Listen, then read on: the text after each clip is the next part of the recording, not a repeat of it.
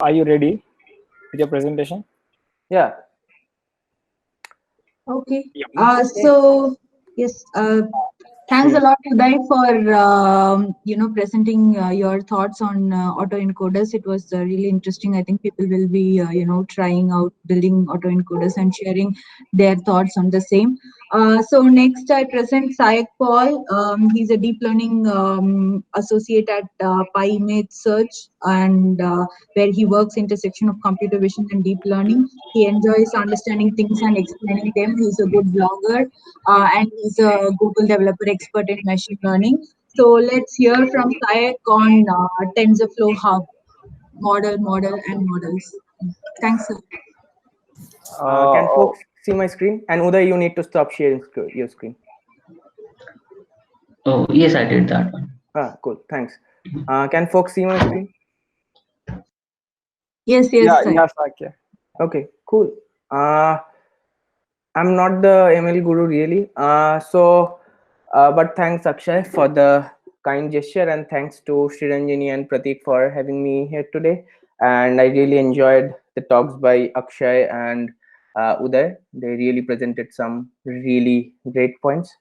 I would believe, and yeah, I'm not going to be presenting about any of the cool projects or any of the nasty machine learning techniques and stuff like that, but rather I would present about a particular tool that I think would be very beneficial for a wide range of machine learning developers.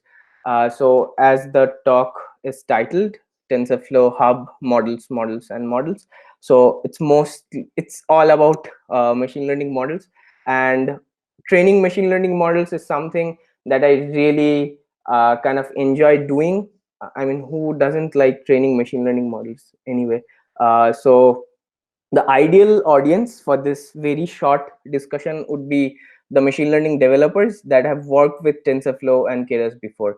Uh, so no offense meant, but this session will not be anyway useful for the folks that work in other frameworks, because TensorFlow Hub is very central to the whole TensorFlow ecosystem. So this will be the very brief agenda of this discussion. So I'll be starting off with what is TensorFlow Hub anyway, why it might be useful.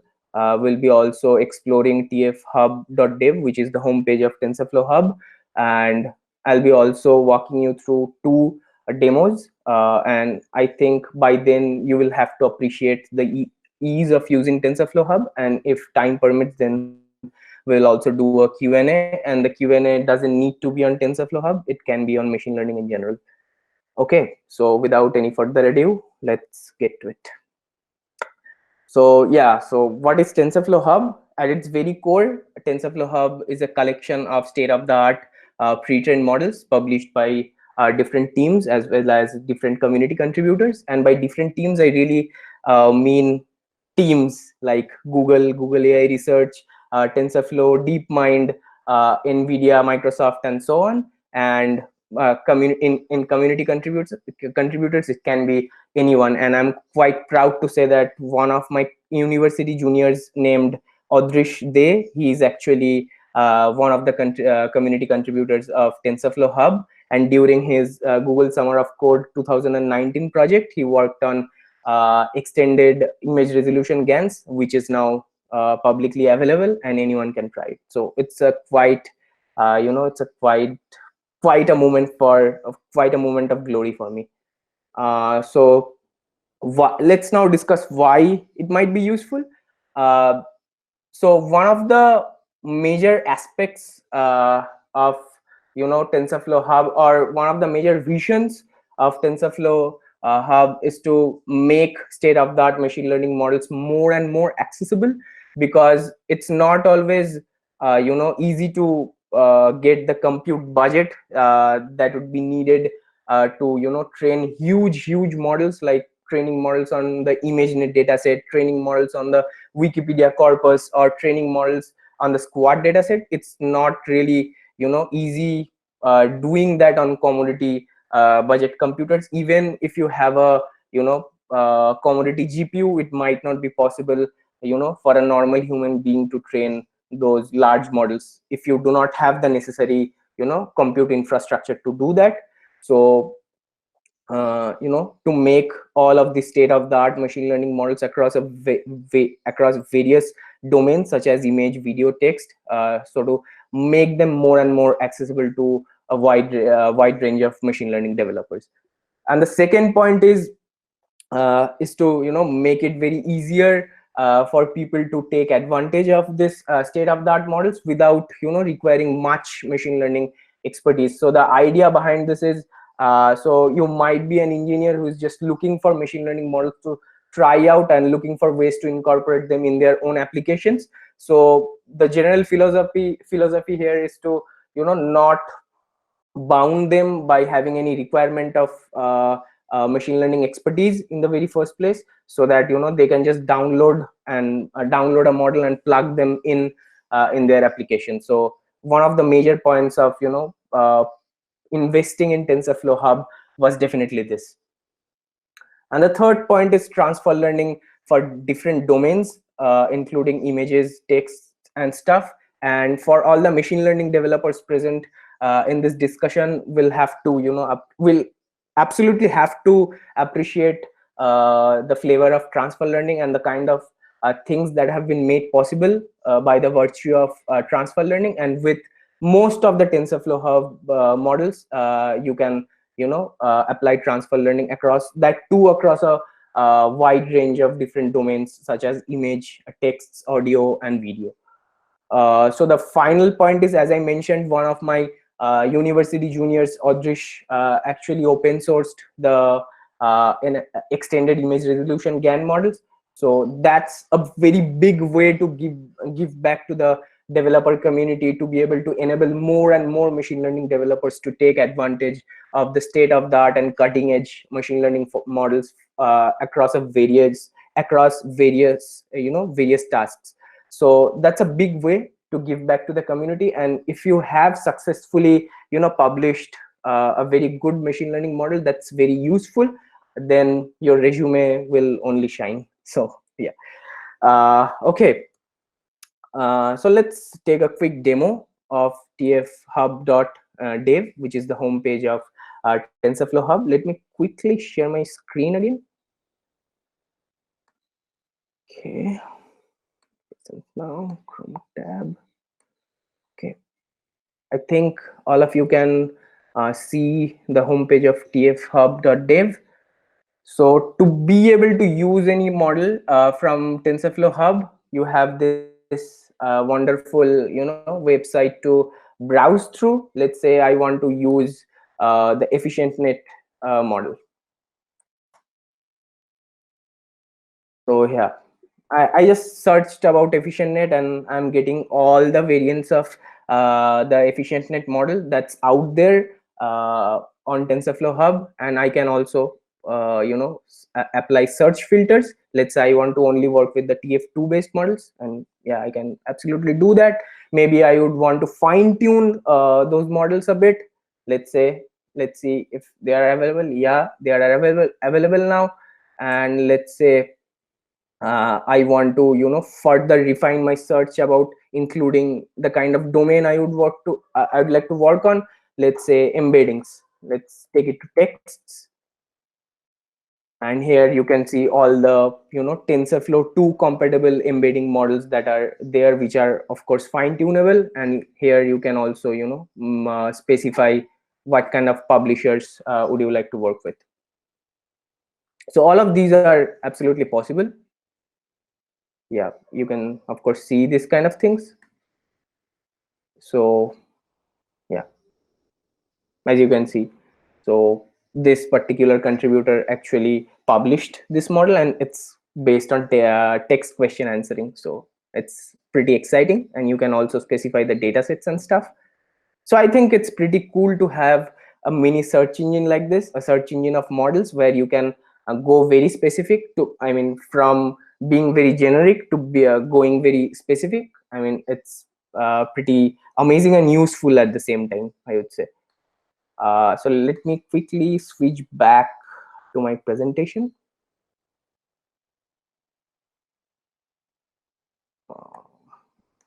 Okay. So yeah, so as we saw, TensorFlow Hub is quite a huge collection of different state-of-the-art pre-trained machine learning models across a large variety of different domains, and it also comes with enhanced, search filters and stuff. So let's go through a very quick demo. So here we will, load a pre-trained image classification model, and we will see how to run off-the-shelf inferencing with that particular model. So here's how you typically, load a TensorFlow Hub model in a Keras compatible way. So as you can see, I'm just specifying the URL to the particular TF-Hub model I would like to use, and then I'm wrapping it up within the Keras sequential API using the Keras Hub layer, and I'm also specifying the input shape of my input images. And then it's just that. It's as simple as that, and it's just that. So after you call the predict method, you will typically get a 1000-dimensional vector of logits, because this particular model, which is MobileNet v2, was trained on ImageNet, on the ImageNet dataset, and ImageNet has got 1000 classes, 1000 different classes. So it's as easy as that. So let's see how you would apply transfer learning with TF-Hub models, and it's also easy. It's probably 2 or 3 more lines of code. And same way, you would first specify the URL of the particular classification headless extractor network that you would like to work with. Then you would typically wrap it with the Keras Hub layer, and then you would construct your custom network, and then you would compile it and just call fit. That's it. And as you can see, these models are also fine tunable. Not all of the models are fine tunable, but some of them are, as we also saw in the website demo. So some of these models are also fine tunable, so that's there as well. So you can take all the delicacies that come with transfer learning and fine tuning. And yeah, here comes a more exciting demo. I think you should get excited for this. And let's see the kind of results that are possible with TensorFlow Hub's pre-trained style transfer networks. So here's my content image, and here's the style image. So here's the code that's necessary. Here's all the code, kind of without the pre-processing steps, of course. So the crux of the entire code base is this one, and you can consider the pre-processing steps to be of 2 or 3 lines of code, not more than that. And here's the resultant image. And I think you should get excited after seeing this result. Honestly, you should. And here I have also linked to the tutorial that shows the complete example. And no worries, I will anyway be sharing the deck with all of you so that you can refer to it when it's needed. So TF-Hub is also useful for a number of different machine learning tasks, like text classification with pre-trained embeddings, like we saw during the website demo. It's possible to run off-the-shelf object detection and stuff, and more. And I totally encourage you to check out stuff on tfhub.dev. So yeah, you can of course give back to the community in a very broader way by publishing your own models, and you can follow this link to know more about it. So as I mentioned, the slide is available here. So I'll just pop it off on the in the chat so that you have access to it.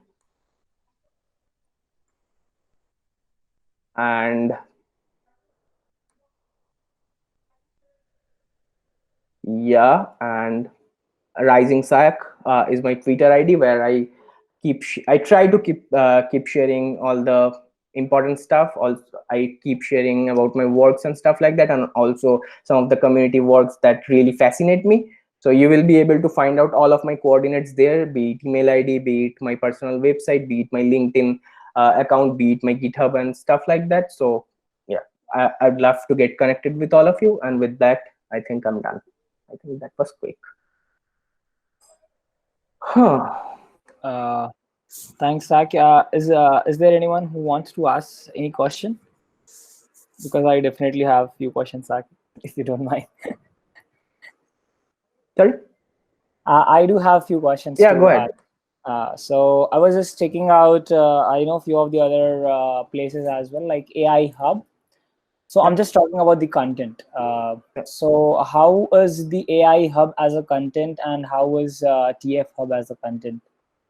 AI Hub would not contain, the kind of variety that TF Hub offers, and also AI Hub is not, as per my understanding, it's not available to everyone for publishing their own models. So if you go to tfhub.dev and see the kind of publishers that tfhub.dev has, then you will have to appreciate the kind of variety and richness that TF Hub offers, and also the kind of variety in the domains and the data sets and different kinds of tasks that are there on tfhub.dev. It's quite, it's quite huge, and I would say in terms of variety, it's quite, quite more than AI Hub.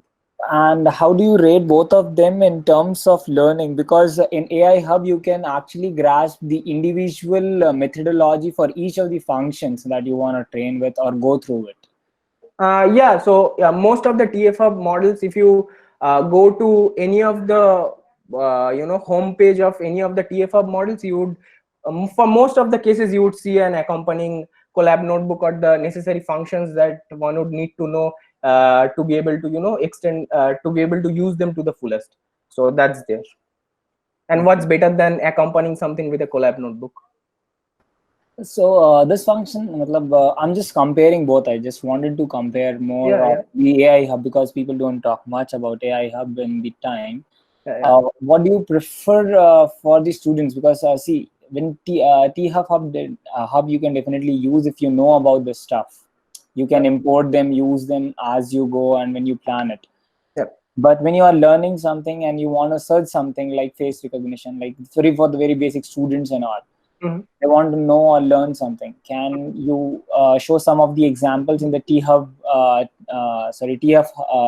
Hub as well, so that people can use and go through Yeah, as a definitely, learning or an definitely. initiative which they can use? Definitely. Let's say you would like to do classification. Okay. Let's take the canonical example of image classification.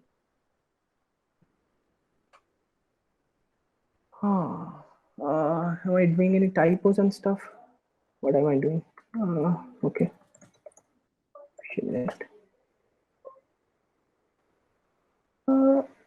What's happening? Can you see my screen though? Yeah, we can. Okay. Refresh it. Classification. Yeah. So if you go to, let's say, this thing, let's go to this model, and you can see all the different, first of all, there are different variants of the model.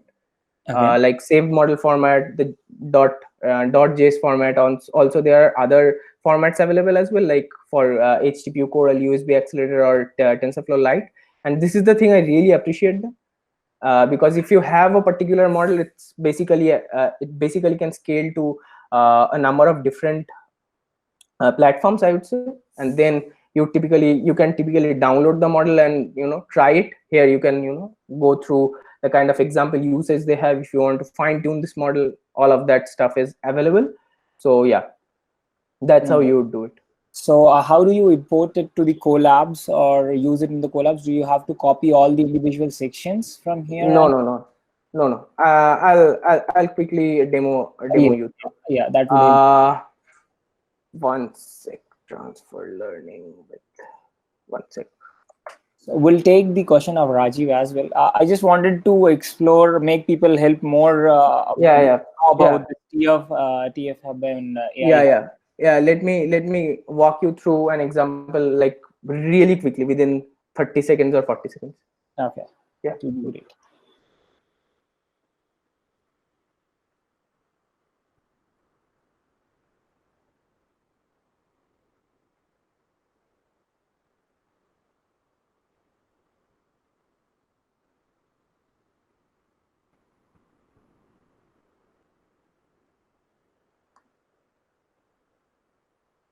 Yeah, so I'm just opening the Colab notebook where I did a bunch of experiments with a particular TF-Hub model, efficient on it.